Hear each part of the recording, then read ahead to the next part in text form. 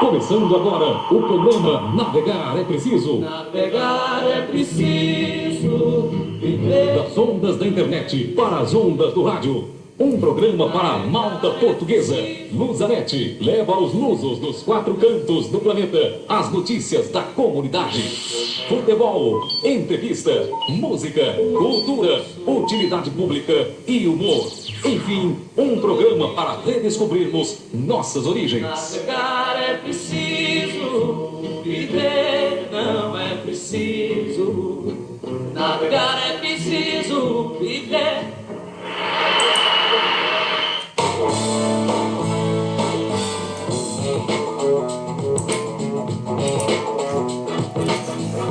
Muito bom dia, amigos internautas! Estamos começando neste dia 25 de outubro de 2020, a edição de número 1054 do Navegar é Preciso, exclusivamente na live do Facebook. O endereço é o facebook.com/Grupo Lusanet. Não deixe de acessar também o nosso site, o www.lusanet.com.br. Atenção, terminou o horário de verão em Portugal. Em São Paulo são 10 horas 3 minutos, em Lisboa 13 horas e 3 minutos. No programa de hoje teremos as notícias da semana em Portugal, bem como mais um capítulo da história dos castelos portugueses, além de fazermos uma visita até o Conselho de Vila do Bispo. E é claro, tudo sobre o futebol português e sobre a nossa Lusa do Canindé. Navegar é preciso. Visite o nosso site na internet, o endereço é www.lusanet.com.br. Mande também a sua mensagem para nós através do e-mail. Programa Navegar é Preciso @gmail.com.br. Repetindo, programa Navegar é Preciso, tudo junto e sem acento, @gmail.com.br. Lusanet. Navegar é preciso. Navegar é preciso. Notícias Lusanet. É isso aí, de volta com o Navegar é Preciso Notícias Lusanet. Mais uma vez o nosso muito bom dia a todos os internautas que estão ligados aqui com a gente no Navegar é Preciso, exclusivamente na live do Facebook, facebook.com/Grupo Lusanet. E agora aquele momento tão aguardado durante a semana, neste domingo ensolarado de São Paulo. Bom dia de Nelson de Paula.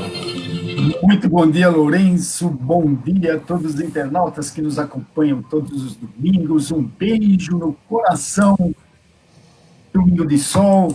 E vamos lá de Notícias Lusanet. Em São Paulo, 10 horas e 5 minutos. Em Lisboa, 13 horas 5 minutos. Costa elogia a obrigatoriedade de máscara na rua e admite mais medidas. Não podemos excluir a necessidade de adotar qualquer tipo de medida. Devemos ir adotando as medidas na medida do estritamente necessário, afirmou Antônio Costa à margem de uma conferência da revista Visão sobre sustentabilidade e ambiente na Estufa Fria em Lisboa. Dado que, afirmou, o combate à pandemia será uma longa maratona de muitos meses, é preciso gerir o esforço, pelo que há de ir distribuindo e guardando as medidas para as utilizar nos momentos em que forem estritamente necessárias para evitar o excesso de cansaço. Antônio Costa foi questionado sobre a avaliação que faz da experiência quanto ao toque de recolher obrigatório decretado em vários países europeus.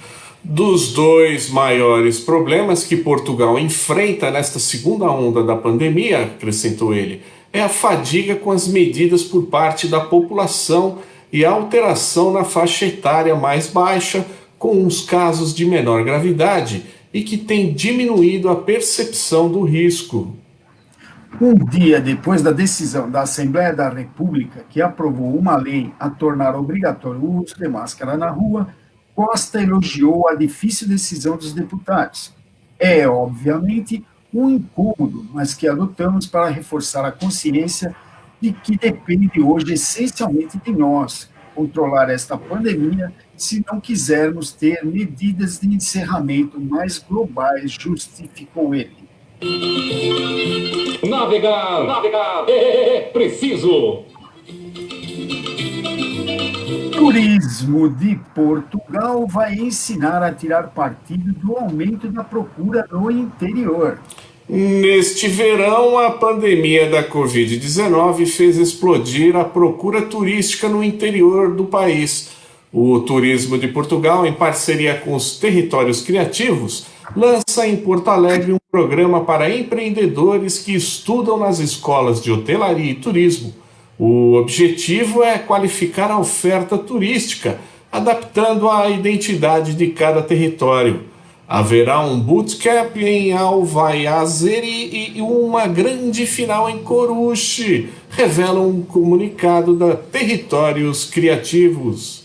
De acordo com esta nota, preparar empreendedores para o interior de Portugal que saibam aproveitar o aumento da prática turística que esses territórios registraram no último verão, na sequência da pandemia do Covid-19, é o objetivo da Green Up, programa de ideação e turismo promovido pelos Territórios Criativos e pelo Turismo de Portugal e dirigido às escolas de hotelaria e turismo de todo o país. A valorização dos produtos e dos serviços endógenos, a sustentabilidade dos territórios e a promoção da economia circular são os pilares do programa, adianta o referido comunicado. De acordo com os responsáveis por esta iniciativa, o Green Up arranca na Escola de Hotelaria e Turismo de Porto Alegre, amanhã, dia 26 de outubro, e entre 2 e 30 de novembro, irá ter um roadshow por mais 11 escolas de hotelaria e turismo para selecionar 70 empreendedores. Para as equipes que se formarem, seguir-se-á um bootcamp de 2 dias em Alvaiázere, no distrito de Lisboa, entre 10 e 11 de dezembro, constituído por 2 dias intensivos de mentoria e formação. Depois, até meados de janeiro de 2021, as equipes serão acompanhadas e apoiadas na construção de 35 projetos de investimento, dos quais serão selecionados um grupo de finalistas. Então, a 7 de fevereiro, haverá em Coruche a grande final, em que serão apurados os vencedores, adiantou o comunicado em questão. Navegar é preciso. Na Jante São Paulo, 10 horas e 9 minutos. No Porto, 13 horas 9 minutos.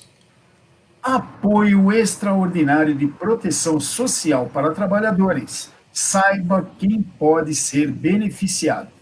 O governo publicou na sexta-feira a portaria que regulamenta as condições e os procedimentos de atribuição do apoio extraordinário de proteção social para trabalhadores em situação de desproteção econômica e social e que não tenham acesso a qualquer instrumento ou mecanismo de proteção social. A ajuda é direcionada a trabalhadores por conta de outrem e também para trabalhadores independentes que tenham tido uma quebra de serviços prestados igual ou superior a 40%. Quem pode ter acesso? De acordo com a portaria, podem ter acesso ao apoio as pessoas que se encontrem em situação de desproteção econômica e social e em situação de cessação de atividade como trabalhadores por conta de outrem, incluindo no serviço doméstico, resultante da epidemia SARS-CoV-2, nascida na China. Podem igualmente ter acesso ao apoio os trabalhadores independentes abrangidos pelo respectivo regime de segurança social que se encontrem em situação de desproteção econômica e social e que tenham tido uma quebra dos serviços habitualmente prestados igual ou superior a 40%, resultante da parada, redução ou suspensão da atividade laboral por efeito da epidemia da Covid-19. De acordo com a portaria, podem ainda requerer o apoio os trabalhadores independentes que se encontrem em situação de desproteção econômica e social, que sejam beneficiários de um dos apoios previstos nos artigos 26º, 28º-A ou 28º-B do Decreto-Lei 10A de 2020, de 13 de março, quando o montante daqueles apoios seja de valor inferior ao do indexante dos apoios sociais, o IAS, e desde que reúnam as condições previstas no presente diploma. Por fim, saiba que só podem aceder os residentes em território nacional.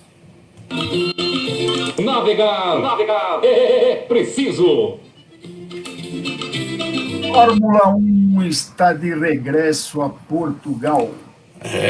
O Algarve é todos os anos um dos destinos de eleição de milhares de britânicos, mas neste fim de semana promete conquistar mais um. Da praia para as pistas, Lewis Hamilton chega ao sul do país com o papel de protagonista principal do Grande Prêmio de Portugal de Fórmula 1, que decorre este domingo no Autódromo Internacional de Portimão. A 12ª corrida da temporada marca o regresso da modalidade ao solo português, 24 anos depois de ter sido disputada a última etapa da prova. Na altura foi no Estoril. O piloto britânico da Mercedes procura aproveitar a etapa algarvia para fazer história numa altura em que lidera confortavelmente o campeonato com 230 pontos, mais 69 do que o segundo classificado, seu companheiro de equipe, o finlandês Valtteri Bottas. Aos 35 anos, Hamilton pretende conquistar o 7º título mundial da carreira e igualar assim o recordista de troféus, o piloto alemão Michael Schumacher. O ano de 2020 já tem, aliás, ficado marcado pelos registros históricos alcançados pelo piloto britânico, que na etapa anterior igualou o número de vitórias do alemão em grandes prêmios. Curiosamente, Hamilton venceu pela primeira vez esta época na casa de Schumacher o GP de Eiffel, realizado na Alemanha, marcado ainda pelo gesto de Mick Schumacher, filho do piloto alemão, que num gesto simbólico lhe entregou um capacete do pai. Depois de ter igualado o recorde de 91 vitórias de Schumacher, o piloto britânico poderá isolar-se esse domingo na liderança desta tabela, tornando-se em Portugal o piloto mais vitorioso da história da principal categoria do automobilismo.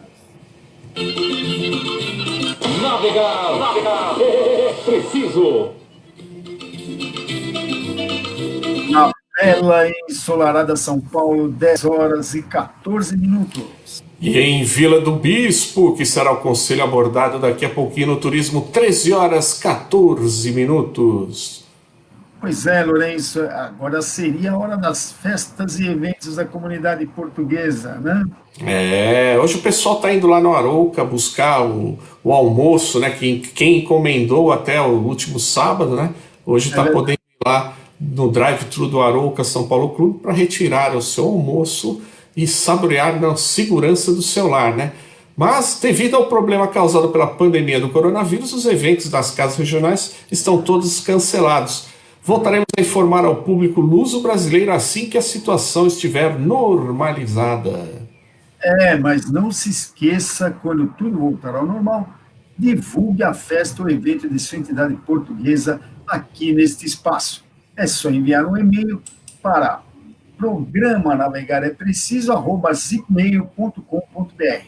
Não deixe de divulgar a festa ou evento de sua comunidade portuguesa aqui no Navegar é Preciso. Navegar é preciso. Chega ao final, notícias Lusanete, mas vamos navegar até às 11, 11 e pouco, ainda com muita informação.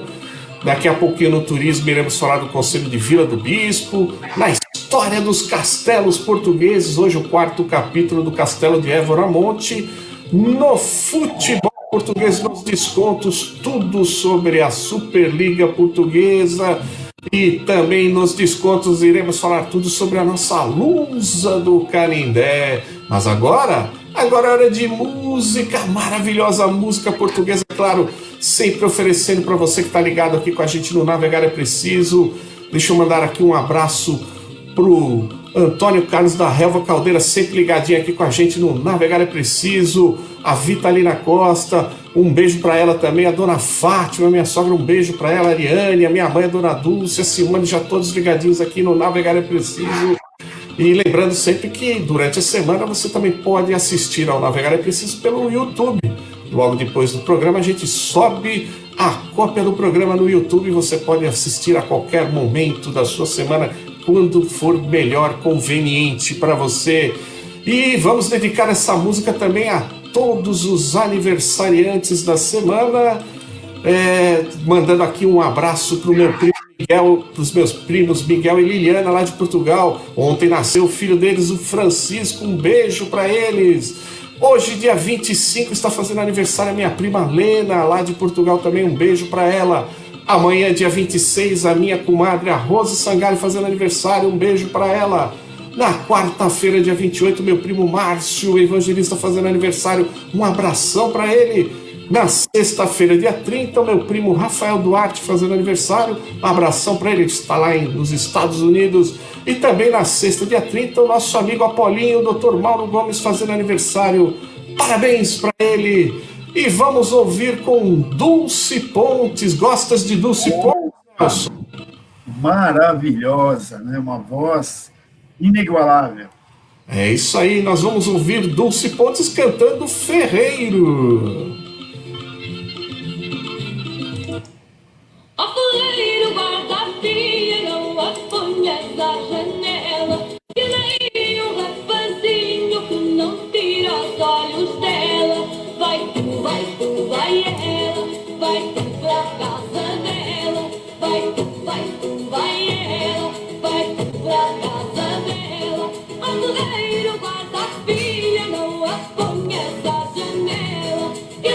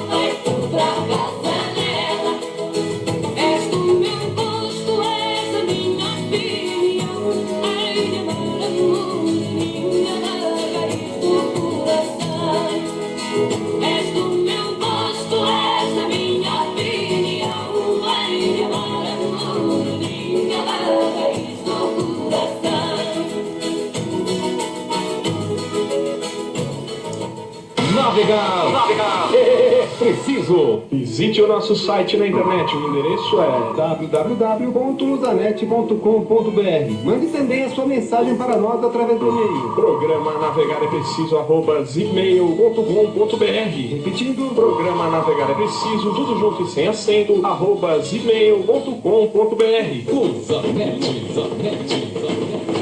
Navegar é preciso. Navegar é preciso. Redescobrindo a comunidade.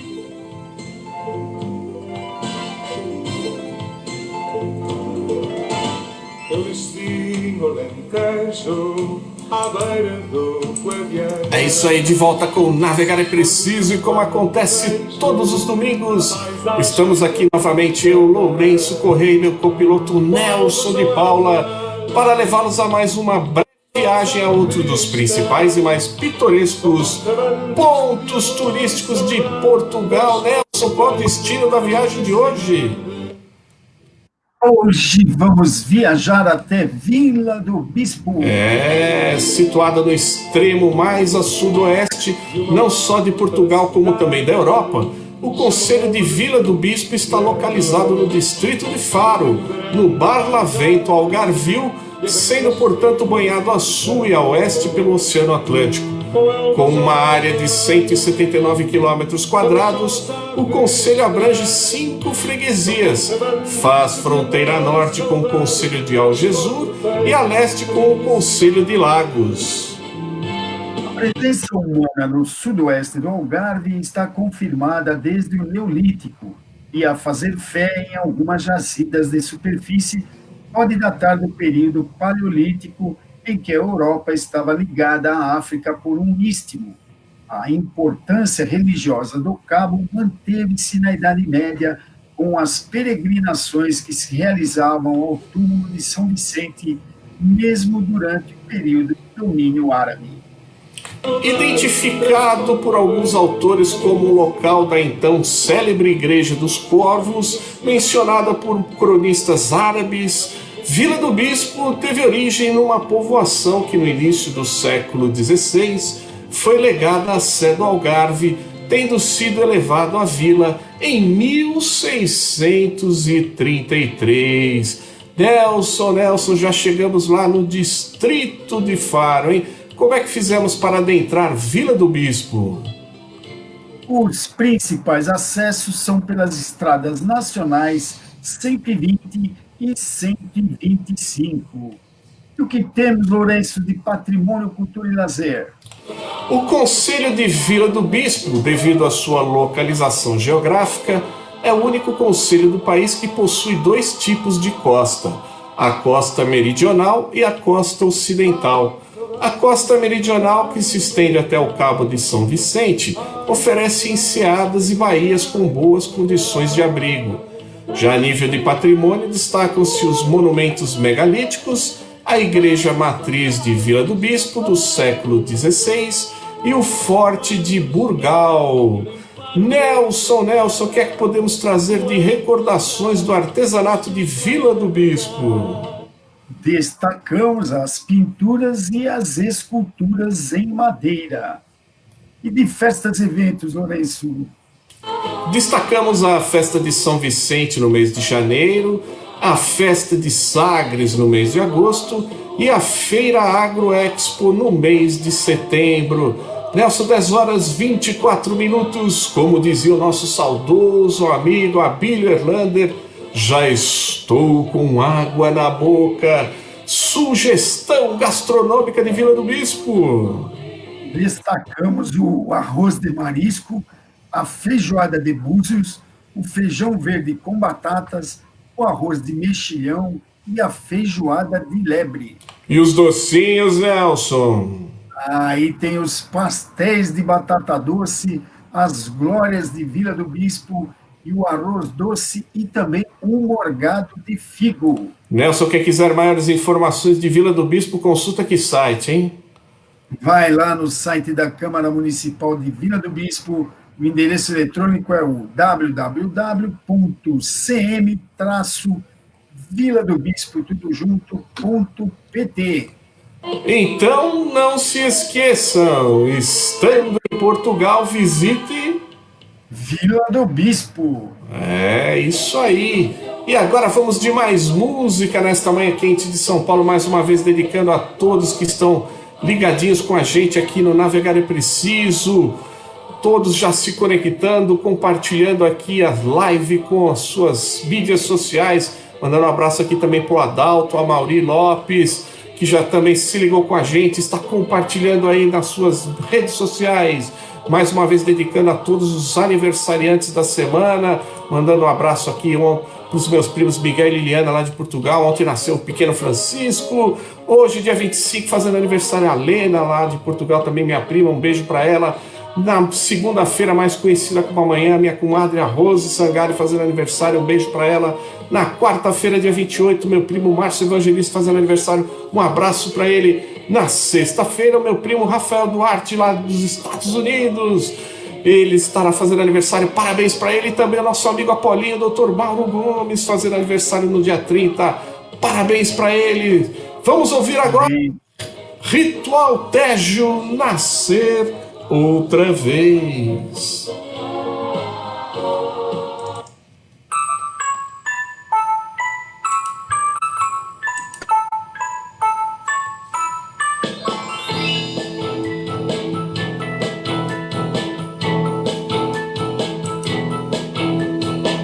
Há algo de senil em mim que já não me deixa lembrar. Há quanto tempo foi o fim? Ou se cheguei a começar? Mas sei que foi sempre assim. Mais olhos que barriga, mais sono que fadiga. Há sempre um tempo para parar, saber se vale a pena ou fico ombro para cena. É só contar até 3, fechar os olhos, respirar bem fundo, começar de novo.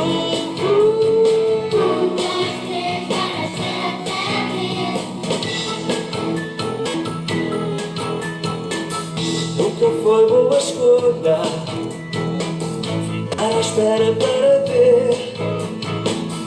Por mais que a gente sofra, um dia havemos de morrer. Eu sei que foi sempre assim, mais garganta que vontade, mais treta que verdade. Há sempre um tempo para pensar, mudar alguma coisa, ou por uma parte da louça. É só contar até 3, fechar os olhos,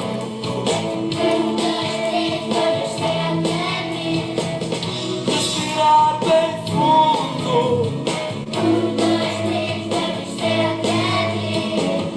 começar de novo.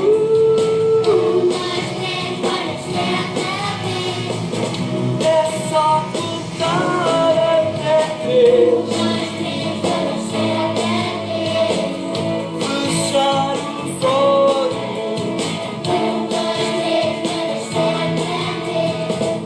respirar bem fundo,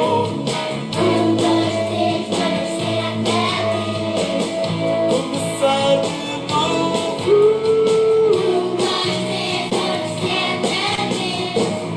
É só contar até 3, fechar os olhos,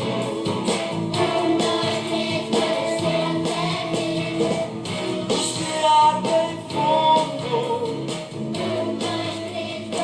Navegar é preciso. Visite o nosso site na internet, o endereço é www.luzanet.com.br. Mande também a sua mensagem para nós através do e-mail. Programa Navegar é Preciso, @gmail.com.br. Repetindo, programa Navegar é Preciso, tudo junto e sem acento, @gmail.com.br. Luzanet, Zanet. Navegar é preciso. Navegar é preciso. Redescobrindo a comunidade. É isso aí, minha gente. Estamos retornando com o Navegar é Preciso. Agora é hora da história de Portugal. Lourenço, de qual castelo estamos falando? Hoje é o quarto capítulo do Castelo de Évora-Monte. Pois é, e em 1970, os visitantes do Paço eram recebidos pela família residente na denominada Casa da Convenção, que detinha a chave. No ano seguinte, em 1971, nova intervenção da conservação e restauro teve lugar no monumento. O então presidente da República, almirante Américo Tomás, visitou a vila e o Paço do Castelo em 7 de outubro de 1973. Um projeto de intervenção global teve lugar na década de 1980. Neste período, destacou-se em 1987 uma crítica pública expressa em carta à Direção-Geral dos Edifícios e Monumentos Nacionais e em material periódico por parte dos Amigos do Castelo de Évora-Monte ao arquiteto Rui Couto, então responsável pelos trabalhos de restauro do Castelo de Évora-Monte, devido à utilização de materiais diferentes dos originais e considerados antiestéticos. Durante algum tempo, o paço esteve fechado ao público. O imóvel foi afeto ao Instituto Português de Patrimônio Arquitetônico pelo Decreto-Lei nº 106F de 92, publicado no Diário da República, primeira série A, número 126, de 1º de junho de 1992. Encontra-se afeto à Direção Regional da Cultura do Alentejo pela portaria número 1130 de 2007, publicada no Diário da República, segunda série, número 245, de 20 de dezembro de 2007, portaria 829 de 2009, publicada no Diário da República, segunda série, número 163, de 4 de agosto de 2009. Em fevereiro de 2006, tiveram início as comemorações dos 700 anos do castelo. Em nossos dias, na cerca da vila, subsistem as suas 4 portas dionisianas originais. A Porta do Freixo, com seu arco gótico e ladeada por 2 torreões cilíndricos, ostenta a inscrição que se refere ao início da construção da cerca. A Porta do Sol, semelhante à do Freixo, mais a oeste. A Porta de São Brás, voltada para a ermida, com o mesmo nome e que ainda tem os seus munhões, que são aqueles encaixes para o eixo de um canhão. E a Porta de São Sebastião, que dá acesso direto à estrada que nos leva à ermida de São Sebastião. Em nossos dias, na torre do Paço do Castelo, encontra-se instalada uma loja de apoio ao visitante. O Castelo de Évora-Monte é um exemplar de arquitetura militar e residencial, gótico e renascentista, de enquadramento urbano a 474 metros acima do nível do mar.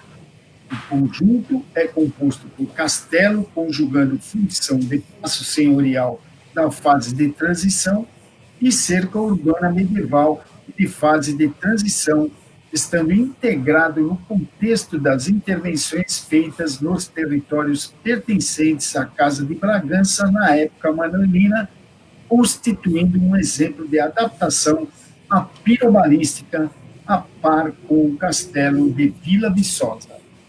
Apresenta desenho característico dos irmãos Diogo e Francisco de Arruda, tanto em termos da ornamentação manuelina como nas características da fortificação de transição.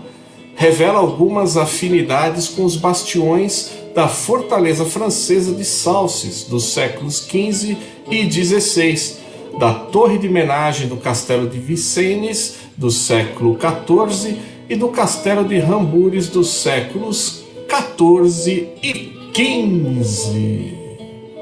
Olha aí que bacana, então, esses detalhes de preservação do Castelo de Évora-Monte, como se vê na década aí de 1970, 80 e 90, muita coisa se fez para que o castelo fosse preservado e protegido, e hoje está lá, lindo para que os turistas portugueses que vão do estrangeiro conhecer o belo castelo, viajar até a Idade Média, cuja história de Portugal é riquíssima, né? O que temos de histórias maravilhosas nessa época de Portugal é uma coisa maravilhosa.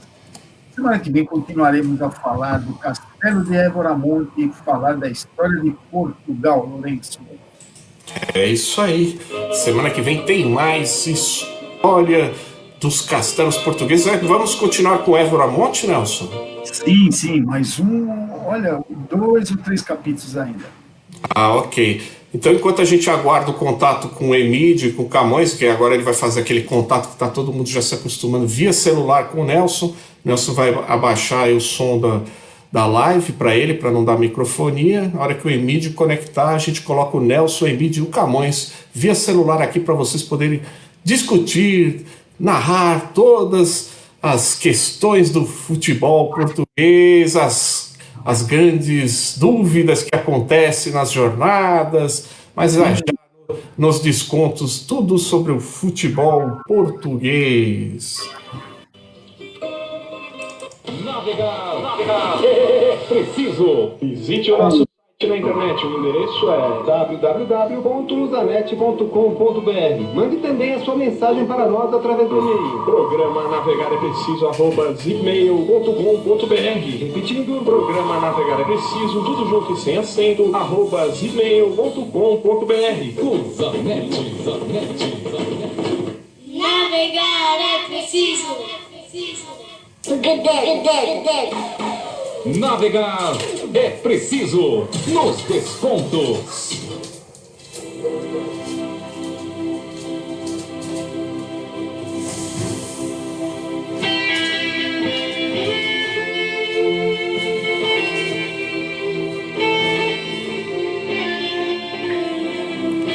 Lindo hino português ao fundo, anunciando aquilo que todo mundo aguarda durante a semana, o futebol português com Emídio, Camões e Nelson. Bom dia!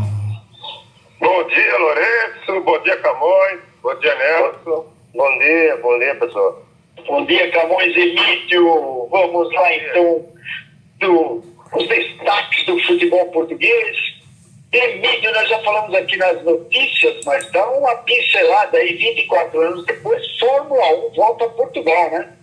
Fórmula 1 que teve largada faz quase meia hora, a princípio com 90 mil espectadores, a capacidade do Autódromo de Portimão foi reduzido para 46 mil e devido ao segundo surto da pandemia, a DGS reduziu, tirou o público, que é o chamado peão, que fica em pé no autódromo, e aí a capacidade foi reduzida para 27.500 espectadores, e a torcida portuguesa já tem o seu queridinho. Quem é? É o Lando Norris, da McLaren. Sabe o que ele fez? Ele é o do piloto número 1 da McLaren, ele é britânico, e ele pintou no capacete dele o galo de Barcelos. Nossa, imagino que ele já ganhou a plateia toda, né, o Camões? Ganhou desde os treinos. É, uma atitude bacana aí do espetinho, o Lando Norris, mas quem tá deitando e rolando mesmo é o tal do Hamilton, né, Emílio? O Hamilton não usou o capacete do Senna no Brasil, hein? É, isso aí, com certeza. É uma jogada de marketing mais simpática. Tá certo, e legal, né? E agora eu tô surpreso, Emílio, com o número de espectadores que foi liberado para o evento, hein? Sinceramente, eu acreditava que não haveria a liberação para o público, mas sabe como é que é, né? A Fórmula 1 envolve grandes investimentos. Eu acho que liberaram uma capacidade extremamente grande para o momento atual que vive a Europa, em especial Portugal, Espanha e França. Eu acho que muitos estrangeiros, muitos europeus aí devem ter ido aí para Portugal para ver o evento, né, Camões? O Emílio, exatamente, aproveitando o João Carlos, sempre a coisa está na Europa, até a brincadeira. Mas aproveitando esse gancho, o jogo agora no meio da semana entre Porto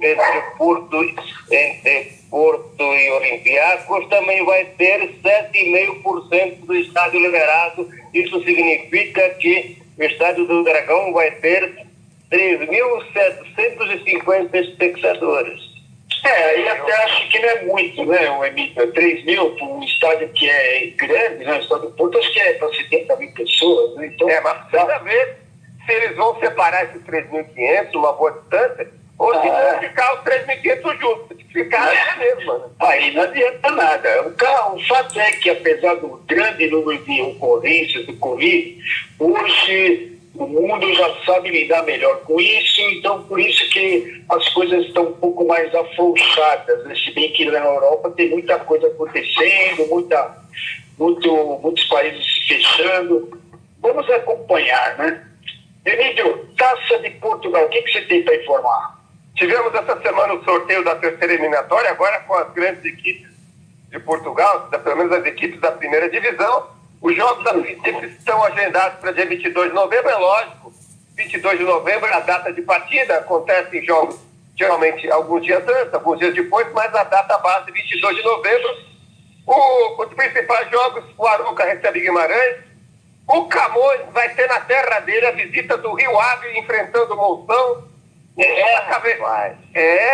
Sacavenense recebe o Sport, o Paredes recebe o Benfica, o Penafiel recebe o Marítimo, o Trofense recebe o Braga, o Oliveirense recebe o Pato, o Oriental recebe o Famalicão, o Fabril, lá no Barreiros, recebe o Porto, o Beira-Mar recebe Santa Clara e o Casa Pia recebe o Nacional. Esses são os principais jogos. O Camões, isso deve ser uma festa, assim, por exemplo, o Monção vai receber o Rio Ave. Deve ser uma festa lá, não é? Não, é um fato inédito. Que legal. O Desportivo do Monção nunca tinha passado na primeira eliminatória. Então eu imagino. Foi para a segunda e uma festa emoção. O Camões vai estar presente nesse jogo. Com certeza.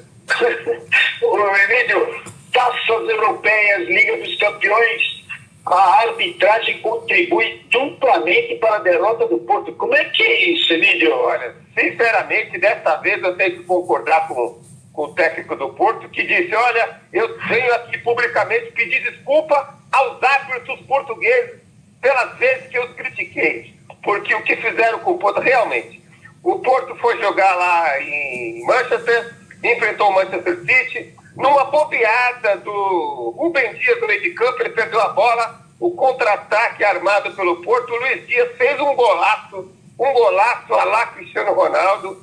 Aí na sequência, uma jogada de ataque do Manchester City. Em 2 lances eu achei que a coisa complicou para o juiz. Primeiro, que na disputa de bola, o Bernardo Silva pisou na perna do Marquezine, pisou claramente antes do Marquezine chegar na bola. E na sequência, o Pepe trombou com o atacante do Porto. Poderia até se marcar pênalti, mas até ali, aquela trombada é uma trombada comum no futebol europeu. O juiz não quis nem ver o VAR, deu um pênalti escandaloso, na minha opinião, não sei se o Camões concorda. Foi falta no goleiro do Porto inicialmente. E depois, no segundo tempo, uma jogada, o Manafá, disputando a bola, ganhou a bola, não fez falta. O juiz marcou uma falta na entrada da grande área, mais um lance capital. E aí, meu amigo, gol do Manchester City, um abraço. O Porto depois tomou mais um gol, mas com esses 2 lances capitais, o Porto foi, para mim, tremendamente prejudicado. Então foi 4-2 o jogo? 3-1. 3-1. Eu também concordo, Emílio, mas tem um outro lado. Tudo tem um outro lado. É que o Porto precisa acordar. Ele precisa acordar e lembrar que quando joga na Europa, não está jogando no Campeonato Português. Está mal acostumado. Não, mas pelo que o Emílio está falando, eu confesso que não vi, mas a gente já vê que tem o dedinho, né? Sempre favorecendo aí os clubes ingleses e tal, prejudicando o Porto. É bom tirar mesmo para que não volte a acontecer. E lá na Liga Europa, Eu digo prejudicando o Porto, mas prejudicando o futebol português. No geral. lógico, esse é o ponto, né? O que eles querem é ver os ingleses, os alemães, os franceses lá nas finais, né? Então, Lembrando que no grupo do Porto tivemos outro jogo, o Olympiacos bateu por 1-0 o Marselha do Falastrão Vilas Boas, e o próximo jogo do Porto é contra o Olympiacos lá no Dragão. já o Benfica, hein, na Liga Europa, Olha, não sei se o Camões concorda, mas o Benfica, pensando, como disse Jesus, em chegar à final da Liga dos Campeões, precisa melhorar muito a sua defesa, precisa colocar os garotos de volta. O Jesus está privilegiando os veteranos. A zaga do Benfica, o Benfica está na frente, tomou um gol de empate por culpa da zaga, fez 2-1, tomou outro gol de empate por culpa da zaga, depois foi lá, fez 3 gols do Darwin Nunes, o ataque fez, mas com essa defesa, olha, o Benfica tem que melhorar muito, Camões, você concorda? concordo plenamente, principalmente com o tal de Otamendi. Ele é péssimo, É horrível esse jogador, um argentino, né? Eu colocaria um ferro ali, sabe? Otamendi é brincadeira. E o Braga, o Braga tinha público, Mas é filho, a gente sabe de quem. Do Jorge Mendes. O Jorge Jesus não vai virar missa. Lembrando que no outro jogo do grupo do Benfica, o Standard de Liège recebeu o Glasgow Rangers, perdeu em casa por 2-0. Na próxima quinta, o Benfica recebe o Standard de Liège. E o Braga? O Braga, com o público, 7,5% da capacidade do estádio, 2.200 torcedores, pessoas. O Braga recebeu a AK em ritmo de treino, fez 3-0, 1-0 no primeiro tempo, mais 2 no segundo, ganhou fácil. No outro jogo do grupo, o Leicester recebeu o Zorya da Ucrânia, fez 3-0. Na próxima quinta, o Braga joga fora contra o Zorya da Ucrânia. Emílio, vamos voltar a falar do Benfica. O que você tem aí? Na última partida, infelizmente, do Benfica, o André Almeida sofreu um torce no joelho direito, ruptura de ligamento anterior, cruzado, e com isso vai ser submetido a uma cirurgia e deve parar no mínimo por 6 meses. Nossa Senhora! Que mais, Emílio? As eleições do Benfica foram antecipadas porque o governo português, pelo estado de calamidade, ele proibiu as deslocações entre os conselhos de 30 de outubro a 3 de novembro. As eleições, em comum acordo com as 4 chapas e com o presidente da Assembleia, foram antecipadas para a próxima quarta-feira, dia 28. E do esporte, o que você tem aí, Emílio? O Vietto, aquele italiano que veio a contrapeso, está sendo negociado. Argentino está sendo negociado por 8 milhões de euros.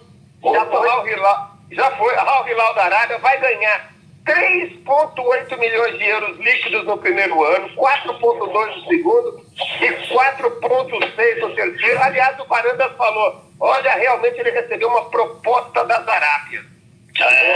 Ô Nelson Emílio, deixa eu meter a minha colher. Diga. Na verdade foram 7 milhões. 7 milhões de euros. 7 milhões de euros. O esporte vai receber 3 milhões e meio. Os outros 3 milhões e meio são do Atlético de Madrid, porque tem 50% do passe. Esse é o negócio das Arábias. Mas não é para o esporte. Certo? Mais 1 milhão. E, mais 1 milhão para quem? Exatamente. Não. E fora isso, ainda tem o direito de formação, quem vai pagar o esporte. No final dessa história, se o esporte levar mais de 1,5 milhão, olha, é brincadeira. Esse é um negócio da Arábia do Varanda, não, do Jorge Mendes. Tá? Agora, outra coisa, o que me revolta é que eu não sabia, esse moço ganhava 1,4 milhões no esporte para não fazer nada, rapaz. Ele vai, aí ele não contrata na janela passada um tal de Slimani. Meu Deus. Aliás, Não contratou porque o técnico do Amorim queria levar comissão na compra do Paulinho, que não veio. Foi por isso, né, Camus? Emílio, muitas notícias dos portugueses no exterior. Sim, só para complementar, o Varandas essa semana, o Pito da Costa falou que o Varandas como presidente é um bom médico, e aí o Varandas respondeu dizendo: bandido uma vez bandido, sempre bandido. Meu Deus, hein? Vamos meter de novo o PT nessa história toda, rapaz. E aí? Mais uma vez, esse tal de Varanga sendo maniatado pelo presidente do Benfica, rapaz. Ele não tem nada a ver com essa história e o outro bota ele para atacar o posto. Brincadeira. E o Danilo, Emílio? O Danilo estreou na Liga dos Campeões pelo PSG contra o Bruno Fernandes do Manchester United, que deu o Manchester United belíssima vitória, 2-1, e eu gostei. Outro português que soube bem na primeira rodada foi o Luiz Castro do Shakhtar. Ele foi até Madrid e venceu o Real Madrid por 3-2. Fez 3-0 no primeiro tempo, aí o Zidane mudou no segundo tempo, mas não teve jeito. 3-2 pro Shakhtar. Olha só.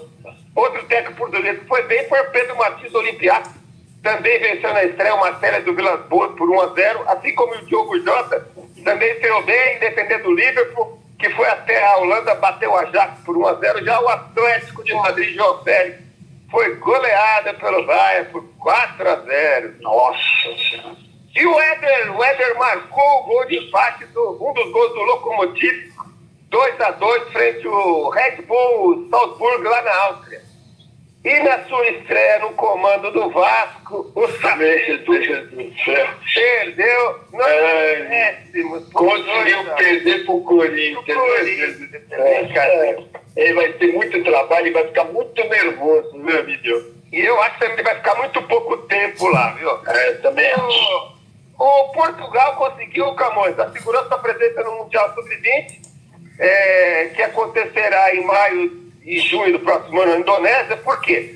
Porque a UEFA cancelou, devido ao novo tipo de Covid, a ronda de elite e a fase final do campeonato, que ocorreriam em Portugal e na Irlanda, e respectivamente qualificou as 5 melhores ranqueadas, que no caso são as seleções da Inglaterra, da França, Itália, Holanda e Portugal. Então Portugal presente no Mundial Sub-20 na Indonésia ano que vem. E o Antônio Oliveira, filho do Tony, aquele jogador Tony, que depois de ser auxiliar do Gesualdo Ferreira no Santos, está voltando para o Brasil. Ele foi convidado para o Paulo Tuori, que assumiu as funções de treinador. Ele já era diretor do Atlético Paranaense.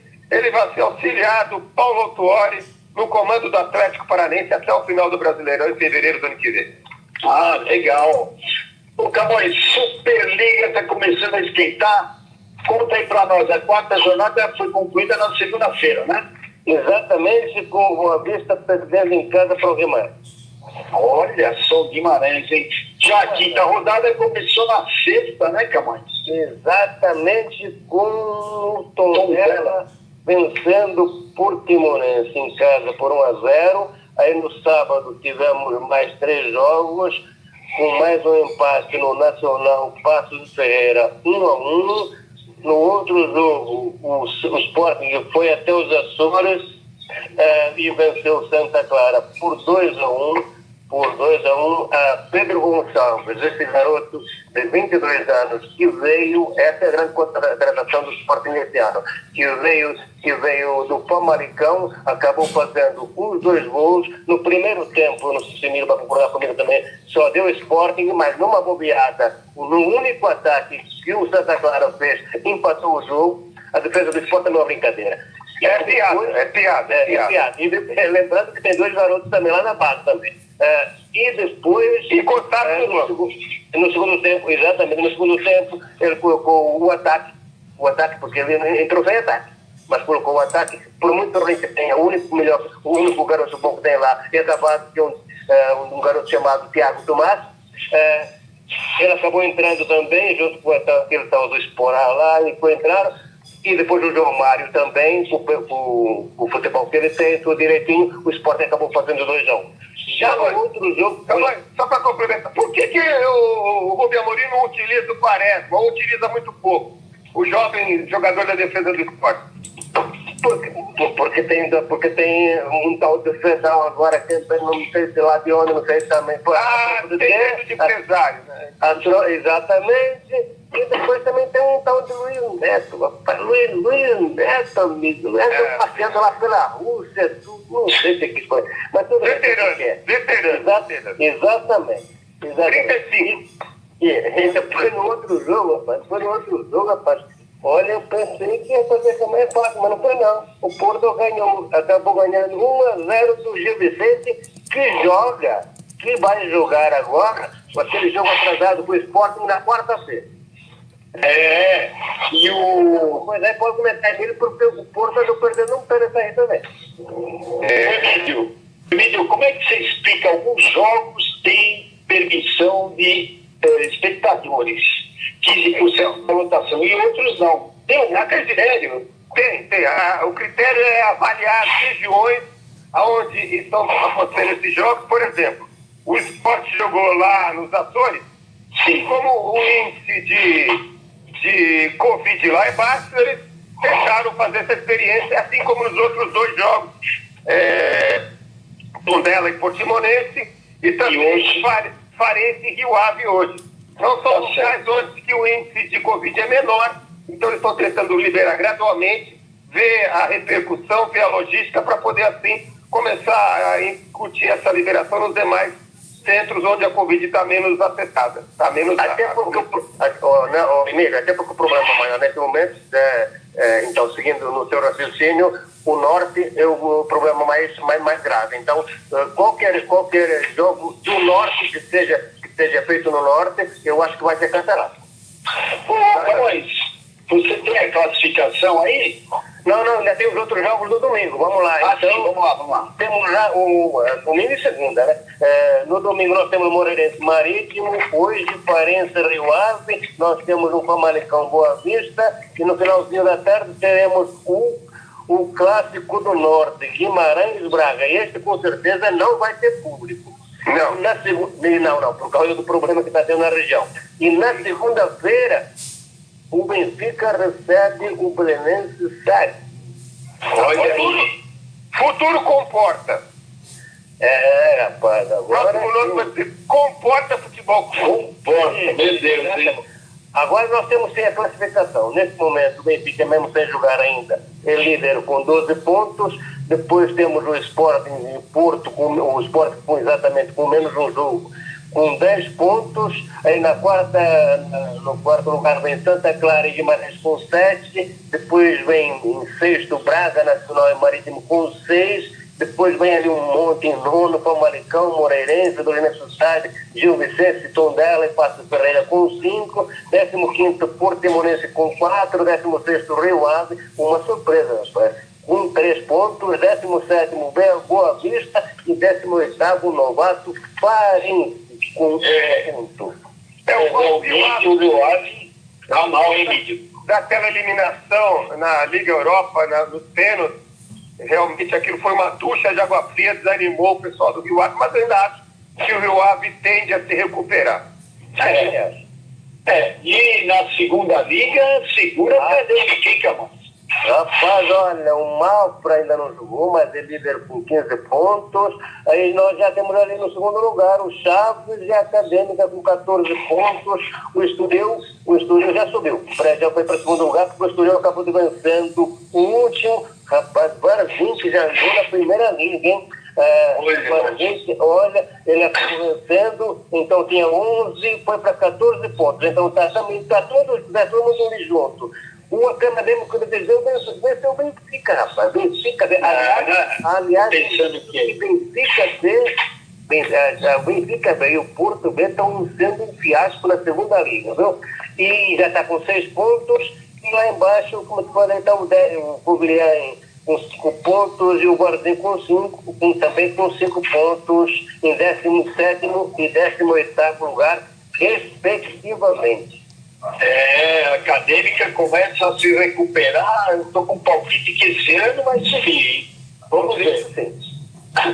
Bom, o Camões fica ligadinho, mais alguma coisa de futebol português, Camões? Olha, não, neste momento é só, eu já foi só lembrando que o jogo que tinha entrado era o Sporting de Gil Vicente e vai ser realizado na quarta-feira, dia 28. Muito bem, Camões, um grande abraço para você. Um abraço. Eu também vou ficando por aqui. Um abraço para vocês. Boa semana. Tá bom, Emílio. Um abraço. Um abraço para vocês. Nelson, volta pela live aí.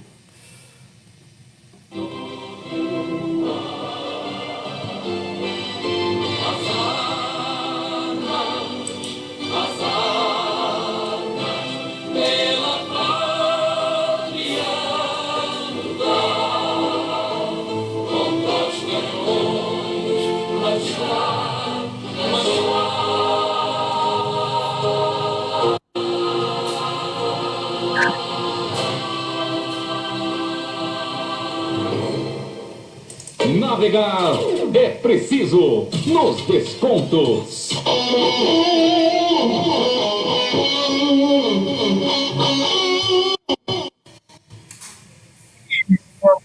Cruza do Canindé, Lourenço, a Portuguesa não para de contratar, Lourenço. Tá sobrando. Quem foi dessa vez, Nelson? Porque eu tava olhando aqui a internet e eu já fui surpreendido com um atacante que eu não tava sabendo aqui. Eu tô vendo aqui no site da Portuguesa a contratação do Fabrício e do Valfrido. Isso para reforçar o meio de campo. João. Agora, o Joãozinho? tem mais Conheces o Joãozinho? Joãozinho, aquele baixinho? Não. Joãozinho, Nelson, veio do. Tava jogando Votuporanguense. O Votuporanguense não foi rebaixado, Nelson, para a Série A3? Eu não lembro. Não lembro. Foi Só para rebaixado. saber. O Votuporanguense foi rebaixado. Isso significa que ele não deve ter assim um grande. 30 anos, 1,70m. Né? Fala sério, hein? Atacante de 1,70m. 30 anos. Vai dar 1,70m. É do meu tamanho, quer dizer, é um tampinha para o futebol de hoje em dia. Bom, geralmente os mais baixos são mais rápidos. Tem o Maiquinho também, né? Que veio do Taubaté, né? Maiquinho lá, um atacante, mas é mirada, né? A Portuguesa está precisando de um centroavante, Nelson, daquele que empurra a bola para dentro do gol, né? Sem esse não vai dar. Aliás, eu tenho visto alguns jogos aí, né? Eu, sinceramente, confesso que eu não ando vendo muito jogo de futebol, porque para mim o que me interessa é a Portuguesa, né? Mas eu vi os jogos aí do Bahia, que saudades do Gilberto, hein?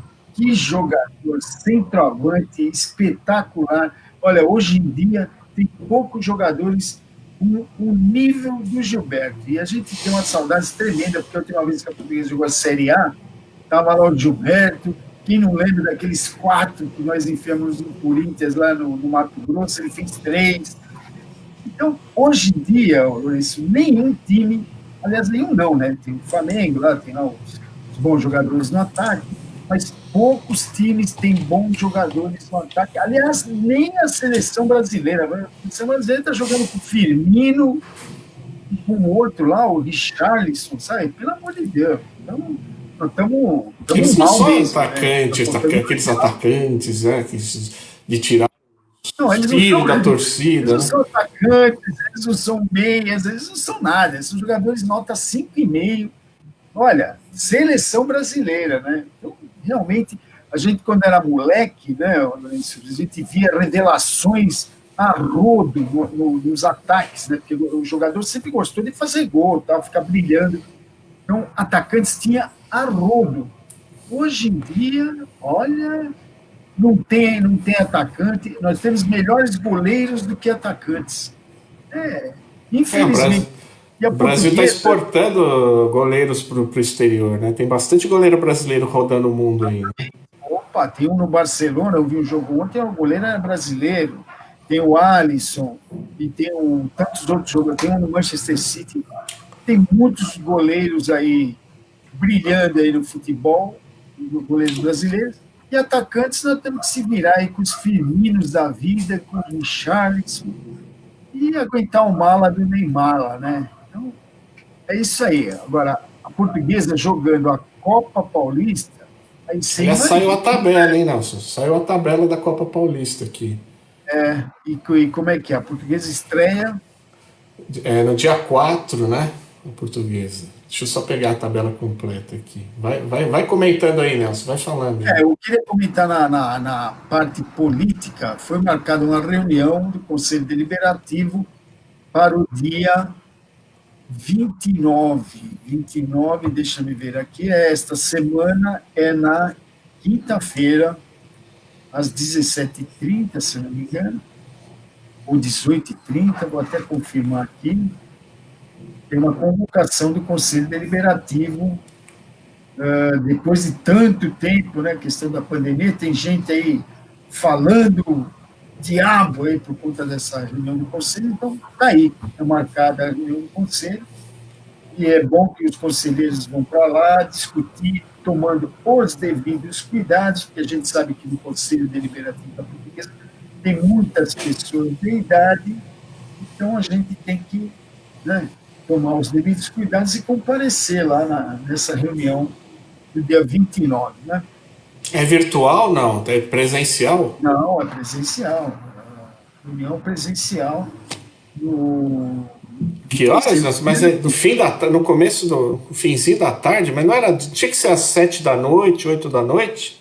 Olha, deixa eu confirmar aqui, mas eu acho que essa reunião está marcada para o dia 29, a primeira chamada às 18h30. Deixa eu só confirmar aqui rapidamente. Enquanto você vai vendo aí, eu vou passar aqui os jogos da Portuguesa na Copa Paulista. Dia 4 de novembro, uma quarta-feira, às 3 da tarde, a Portuguesa estreia lá em Campinas, com o Guaranizinho, né? Porque vai ser o Expressinho, o Sub-20 lá, o Sub-23 do Guarani, porque o Guarani está disputando Série B aí, né? Não vai jogar Copa Paulista com os times principal, né? Vai jogar com... Dia 4? 4 de novembro, às 3 horas da tarde, lá em Campinas.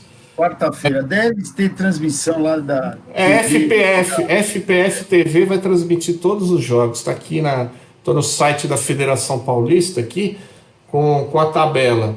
Na segunda jornada, deixa eu ver aqui, a Portuguesa vai enfrentar às 15 horas, no dia 11 de novembro, uma semana depois, no Canindé, o Nacional. Olha aí, Nacional e Portuguesa no Canindé, dia 11, às 3 da tarde.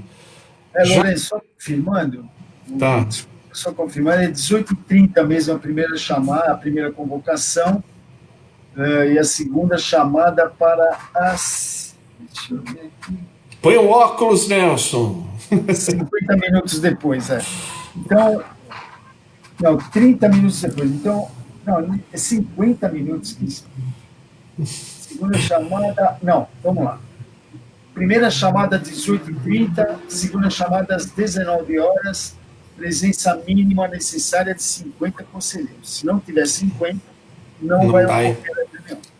Então tá, então pessoal, vamos comparecer, prestigiar aí a reunião do Conselho para discutir os assuntos que são pertinentes à Portuguesa. Era só que faltava não ter 50 lá, viu, Lourenço? Porque está uma encheção de saco aí nas redes sociais, que é uma coisa absurda. Então, se não tiver 50 lá, então, ó, aí não reclama, né? Eu não duvido, não, mas o pessoal gosta de falar muito pelas redes sociais, mas na hora de aparecer para ajudar, ninguém aparece. Bom, voltando aqui, depois de enfrentar o Guarani, Campinas e o Nacional no Canindé, na terceira rodada, a Portuguesa vai enfrentar o Água Santa, também no Canindé, às 3 da tarde, no dia 14 de novembro, um sábado. Aí só lembrando que são jogos de volta, né, Lourenço? Isso, aí termina o primeiro turno. Então a Portuguesa no primeiro turno fez o primeiro jogo fora, os outros dois em casa, e aí começa o segundo turno invertendo. Vai começar o segundo turno no dia, deixa eu ver aqui a Portuguesa, no dia 18 de novembro, uma quarta-feira, vai até Diadema enfrentar o Água Santa, ou seja, inverte. terminou com Água Santa no primeiro turno, aí começa o segundo turno com Água Santa lá em Diadema. Aí na quinta jornada, né, vai enfrentar o Nacional lá na Comendador Souza no dia 22 de novembro, um domingo, às 3 da tarde também.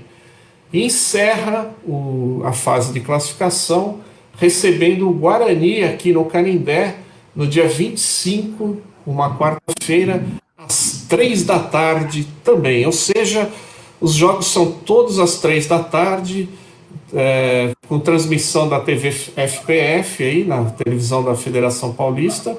E como não tem público, né? Então o horário aí não afeta a torcida, não tem muito que. Logicamente, os horários devem ser todos à tarde, né, Lourenço? Para evitar gastos com energia, tudo isso aí é um campeonato deficitário, a gente já sabe. Então, é bom para movimentar o clube, né? A Portuguesa contratou as pencas aí, vamos ver o que ela vai fazer nesse campeonato, né, Lourenço? Não, tem que ganhar, né? Você ouviu uma entrevista aí do Diego Jussani aí, que veio do 15, né? Sim. Ele falou que tinha algumas propostas de time de Série B, aí que ele preferiu vir para a Portuguesa, porque a Portuguesa é um grande desafio.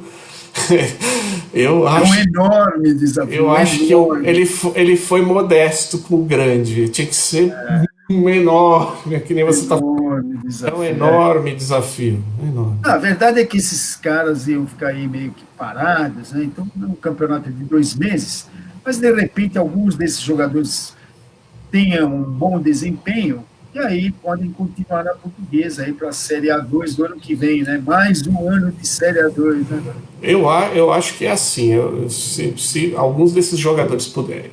Essa questão da experiência é importante, a gente sabe muito bem disso.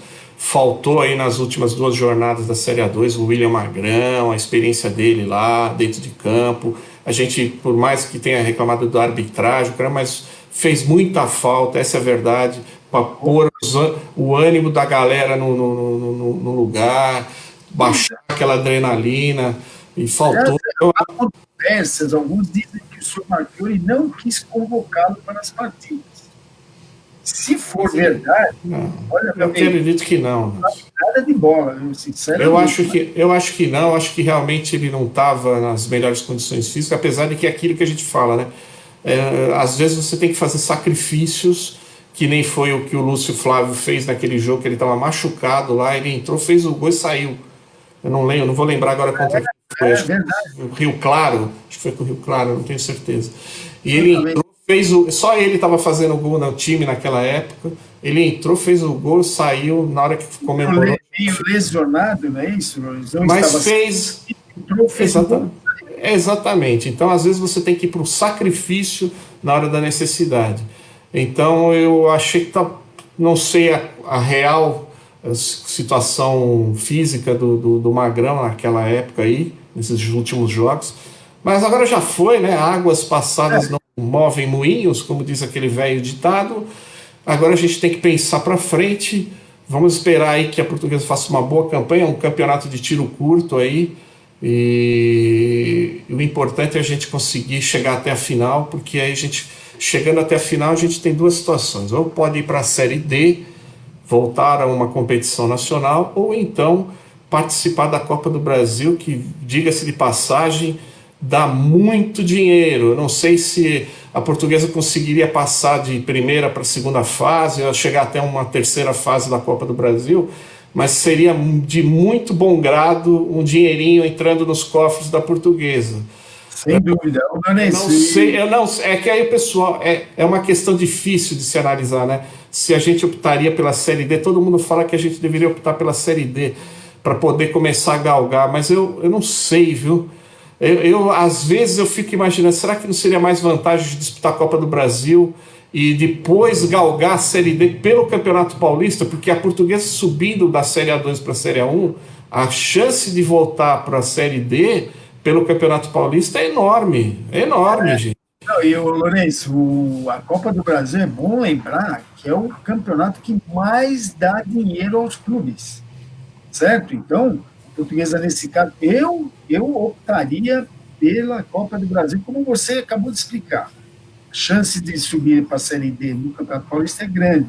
Então, eu acho que seria o melhor caminho. Mas, tudo bem, vamos ver, qualquer coisa estaria bom. Aliás, o Lourenço, eu estou me vendo, parece que a TV Brasil está transmitindo os jogos da Série B, e é inacreditável que um clube como a Portuguesa não esteja numa Série C, Série B da vida. Porque, sinceramente, os clubes que participam da Série D, com todo o respeito, olha, eu estava passando Bangu e Toledo do Paraná.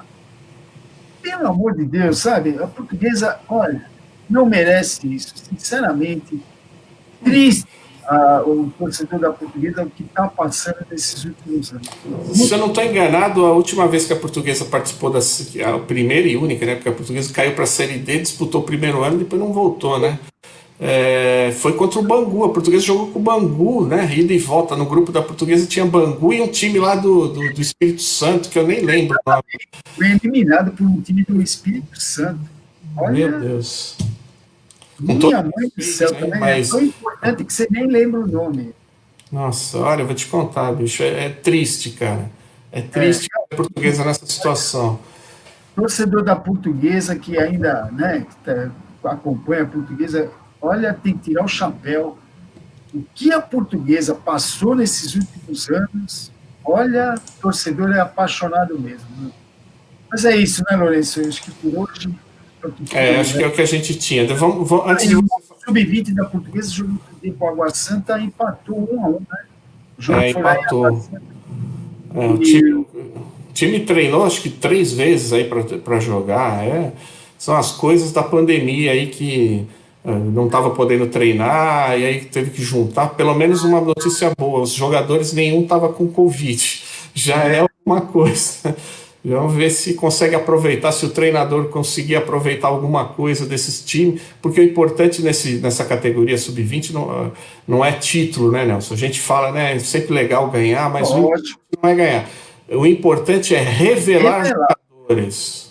Exatamente, e a Portuguesa, lembra de passagem, a Portuguesa é um dos maiores reveladores de craques do futebol brasileiro. Faz tempo, hein, Nelson? Faz tempo. É história, porque de uns anos para cá, nada.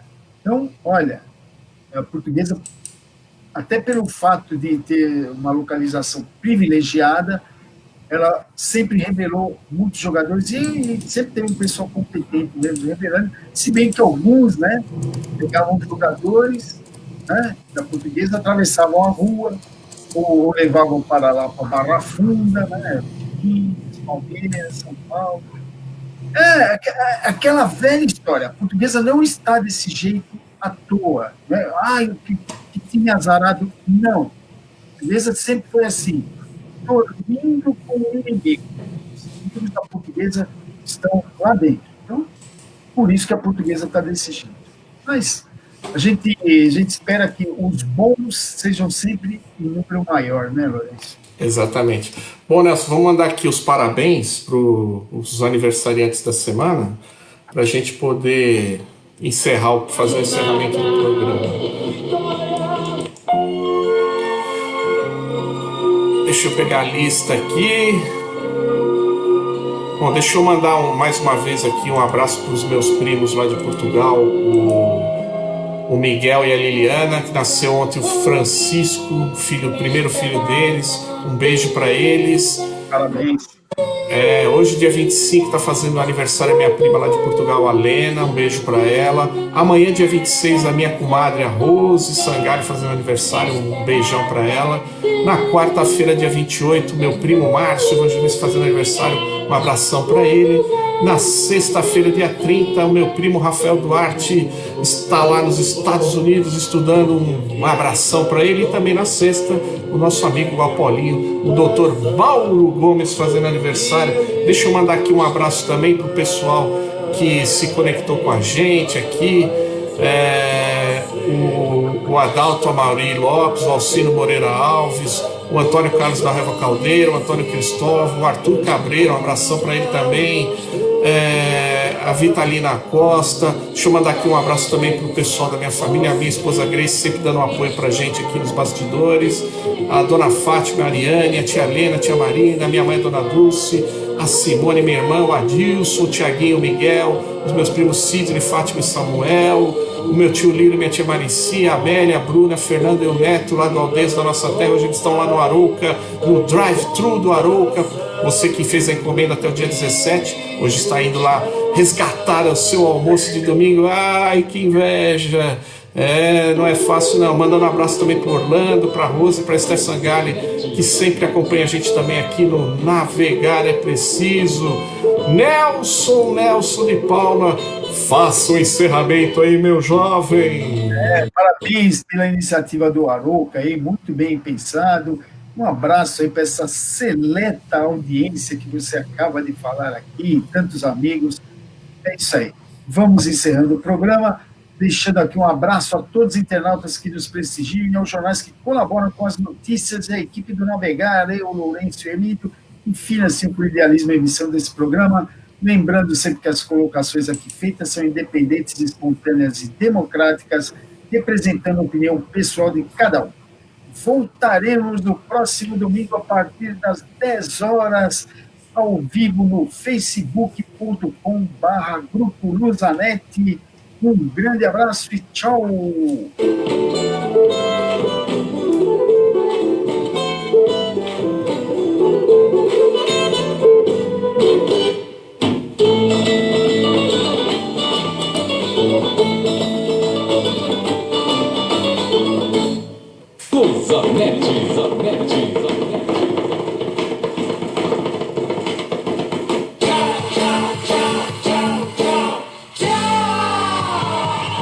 Tchau!